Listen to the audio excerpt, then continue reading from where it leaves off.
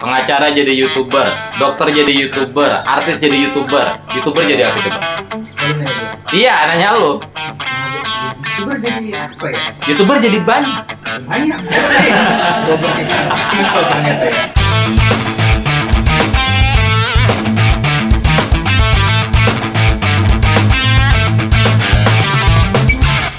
Saya mikirnya terlalu berat. Udah sini lu. Halo. Balik lagi nih teman gue yang kemarin, si Romlah. Lu kenapa sih ngundang gue mulu? Lu kesepian ya? Bukan, karena emang cuman dia aja yang nggak ada kerjaan jadi gampang dipanggil. Bukan, Lu gak punya banyak teman lu gampang dipanggil gitu. Ya? Karena emang cenderung ya di rumah gampang lah, tinggal dipanggil aja datang pasti. Kalau yang lain susah. Nah sekarang Solidaritas my friend, itu namanya. gue mau ngebahas soal coba Rom. Lu bayangin Rom, kalau lu perhatiin fenomena YouTube nih, kalau dulu mah jarang ada yang ngelirik YouTube ya. Sekarang lu bayangin, pengacara jadi YouTuber. Lu pasti semua udah tahu kayak Hotman Paris. Hotman Paris kurang apa sih? Itu udah banyak kan. Ferrari banyak. Apartemen di apa tuh namanya tuh Pantai Indah Kapuk segambreng-gambreng. Masih ke profesi jadi YouTuber juga. Artis-artis TV belakangan kayak misalnya Wendy Cagur yang bikin podcast kayak Dedi. Terus gue terakhir kemarin lihat Luna Maya. Terus ada lagi tuh dokter juga buka channel YouTube. Isinya apa gimana? gimana? Isinya ngebahas soal kedokteran, kayak misalnya masalah kesehatan dan segala macam. Nah, jadi menurut lu gimana? Itu enggak, kadang-kadang gue mikir sebentar, ini kan lu bahas soal misalnya kayak lawyer, doctors, itu berarti kan bukan money oriented kalau bahasa apa, atau mama money oriented juga? Menurut lu gimana? Sekarang gini, kalau orang nggak pernah tahu atau mungkin YouTube nggak menghasilkan duit sampai ratusan juta atau mungkin miliaran, gue rasa mereka profesional itu mungkin nggak akan, bukan beralih ya, tapi mereka nggak akan menambah pendapatan mereka lewat YouTube juga, gue rasa enggak. Tapi kan lu lihatnya dari sisi money orientationnya ya. Tapi gimana kalau misalnya kayak ini, kayak dokter gitu? Dokter, Dia seorang dokter yang kebetulan punya private practice misalnya ya. Misalnya, berarti YouTube itu kan bisa jadi sarana buat, maksudnya promotion diri dia juga, maksudnya. Bisa. Dia menjelaskan tentang banyak medical term, medical problem and solution gitu, tapi intinya ya berarti kan dia membranding diri dia. Yes. Jadi orang lebih banyak tahu dan banyak yang datang ke praktisnya. Bisa dong? Betul, benar, bisa. Nah, jadi cuma masalahnya sekarang adalah kalau di YouTube itu lu punya dua benefit kalau gue bilang. Pertama, buat nge-branding branding. pribadi lo, kerjaan lo. Kedua, Duit. apa itu? Money. It's all about the money. We don't need some money. Nah, AdSense. Nah, kenapa AdSense? Karena dari AdSense aja banyak orang bisa ngasilin sampai puluhan juta, ratusan juta, sampai miliaran. Gue juga bisa jadi YouTuber. Semua orang bisa jadi YouTuber. Nah, uniknya di sini, lo lahir di YouTube, lo lahir setara. Karena lo memulainya itu dari 0 subscriber. Tapi emang ada perbedaan. Kalau lo emang itu awalnya selebritis atau selebgram, lebih cepet. Tapi banyak banget orang di YouTube yang tadinya nothing jadi amazing. Oke. Kayak misalnya kemarin gue lihat pengangguran. Tukang nganggur. Enggak, bahasa baru. Tukang nganggur. Pengangguran. Maaf ya Mas, gue lupa namanya siapa. Dia kerjanya cuma mancing doang. Mancing tapi didokumentasiin, di-vlogin. Akhirnya dapat puluhan juta sebulan dari YouTube. Dari mancing doang. Mancing doang. Ya, gue lupa namanya, bla bla bla gondrong apa gitu, gue lupa, channelnya ada. Lo bisa lihat, lo mungkin tahu juga. Sekarang lo bayangin nih Rom, kalau dari sekian banyak orang akhirnya mengambil kesempatan mencari uang di YouTube. Nah, sekarang YouTube itu punya semacam kebijakan limitasi untuk bisa memonetize channel lo itu 1000 subscriber, 4000 jam tayang. Tapi pertanyaan gue sebelum ini di bawah itu kan? Betul. Zaman dulu itu, gue dulu pernah ada di channel satu lagi, gue apply monetize, apply AdSense. Sekarang, besoknya iklan gue langsung nongol dan gue udah bisa nyari receh-receh lah dolar. Terus ada kebijakan baru per 2017 atau 2018, gue lupa. Kebijakannya yang lo harus mempunyai 1000 subscriber, 4000 jam tayang baru bisa memonetize. Tapi dengan adanya banyak orang jadi YouTuber, ada kemungkinan kebijakan itu bakal berkembang dan itu akan naik lagi mungkin. Ini barangkali loh ya, ini mah pikiran wild gua aja. Lu bayangin kalau YouTube harus menggaji setengah populasi dunia. Karena setengah populasi dunia bermain YouTube. Akhirnya ada semakin persaingan dan kebijakan yang semakin ketat gue rasa. Jadi mungkin kedepannya bisa jadi naik 2000, 3000, 4000 subscriber. Nggak ada yang tahu. Nggak gampang lu ngegaji setengah populasi dunia. Tapi kan mereka punya sistem yang mungkin kita nggak tahu, like how it works gitu. Ya, Dan betul. Dan kembali lagi kalau gue bilang itu kan balik lagi ke konten, quality dari kontennya lo itu, dan Ya. bagaimana itu bisa menarik orang untuk melihat gitu loh. Yes, meskipun lu selebriti atau apa, yes, I admit pasti ada advantage lah dibanding orang yang bukan non selebriti atau influencer gitu loh. Tapi tetap aja balik ke kontennya juga gitu loh. Ketika mereka udah jatuh cinta sama satu YouTuber ini, mungkin mereka akan ingin terus dia. Mereka itu siapa maksudnya? Oh sorry, apa namanya? Ini apa namanya? Viewer. Nah, Iya. tergantung sih lu di negara mana sih. Nah, kalau misalnya di Indonesia gue rasa konten-konten yang Kemarin gua ngeliat apa? duduk 2 jam nggak ngapa-ngapain. Oh ya, duduk 2 jam nggak ngapa-ngapain. Itu bisa ya. Bisa trending. Banyak ini loh, banyak banget loh. Banyak banget kan? Banyak banget viewer. Ah. Buset.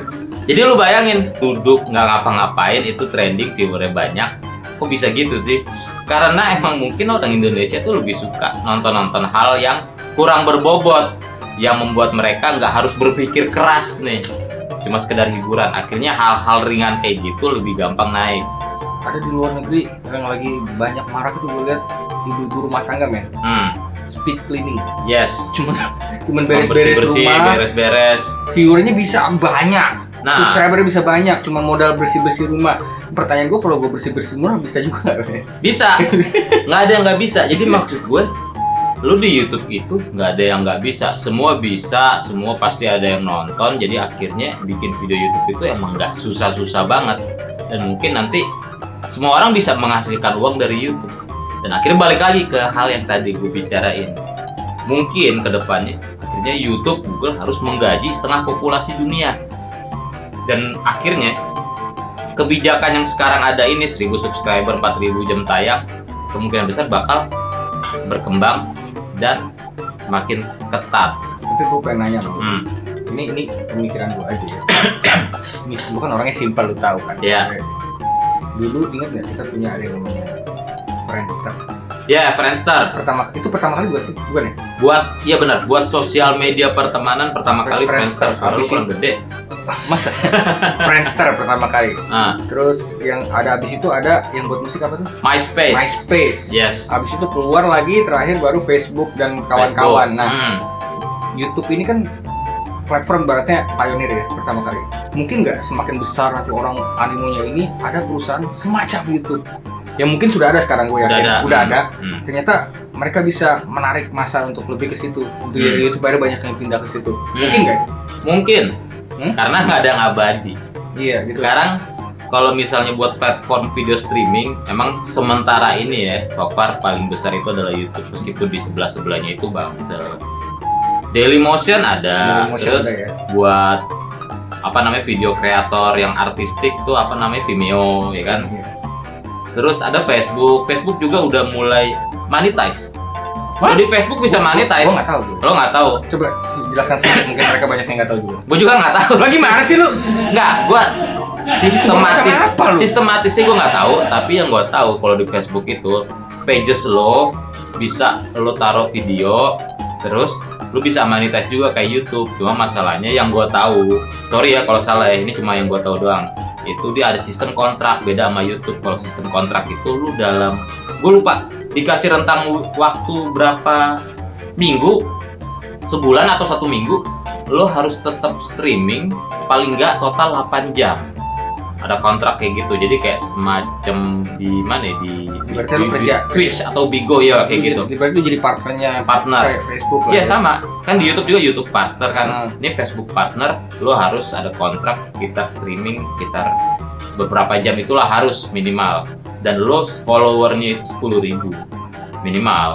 lebih berat. Tapi emang nyari follower di Facebook lebih Lebih gampang dibandingin cari subscriber di YouTube. Nah, jadi inti video ini maksud gue gimana nanti kalau semua orang itu jadi YouTuber, main YouTube. Karena sekarang bikin video gampang, men. Lu modal handphone 600.000, 700.000 lu bisa bikin video, tinggal upload. Internet juga semakin kenceng, Bay. Bentar lagi 5G.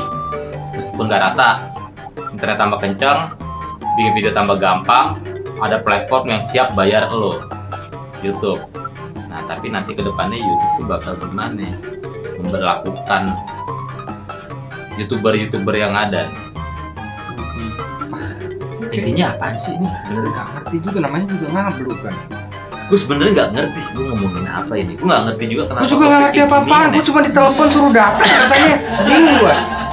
Tapi gue paham maksud lo kemana. Intinya adalah, maksudnya adalah pembahasan ini nih. iya, apa? maksudnya adalah ketika semua orang udah jadi YouTuber. Iya, itu dia maksud gue. Ketika semua orang jadi YouTuber, berarti Ketika semua orang jadi YouTuber, nggak semua orang lah, anggaplah setengah populasi dunia jadi YouTuber. Akhirnya si Google alias YouTube itu harus menggaji mereka. Gimana caranya? Mereka pasti akan lebih jauh lebih selektif untuk bisa membayar YouTuber yang ada. ya udah, berarti mumpung belum sampai pada tahap itu, jadi kalian kalau yang ingin berkreasi atau mengekspresikan diri lewat YouTube ya dari sekarang lah. Dari sekarang aja lo genjot. Iya. Jangan kayak gua bikin video jarang-jarang, kemudian lu sering-sering bikin video. Jadi nanti nggak tahu ke depannya kalau misalnya YouTube memberlakukan minimal 10.000 subscriber, modal gak lu 10.000 subscriber? Nyari 1.000 aja susah. YouTube, men, bukan Facebook. Intinya ya udahlah, bikinlah konten-konten yang kreatif dan Ingat, gue nggak tahu juga konten kreatif orang-orang duduk jam aja bisa, duduk 2 jam aja bisa jadi konten. nah itu Intinya ya konten yang unik lah, intinya adalah unik lah. apa kesimpulannya? Kesimpulannya adalah gua datang lu undang untuk ngobrol-ngobrol nggak jelas doang. Oh iya, tapi kalau udah kasih gua project lebih ini lagi udah lah, aku gitu loh. umpanin pizza. Iya sih. Kasih makan gampang, umpaninnya gampang. Kasih donat. Donat, pizza. Oke lah. Oke, pokoknya gitu aja. Gue tunggu komentar lu di bawah. Gimana nanti kedepannya YouTube tuh? Kalau feeling gue sih bakalan lebih selektif lagi. Mungkin nanti kebijakannya bakal membuat lu jauh lebih ribet, jauh lebih sulit. Jadi kalau lu mau mulai ya mungkin sekarang lu mulai.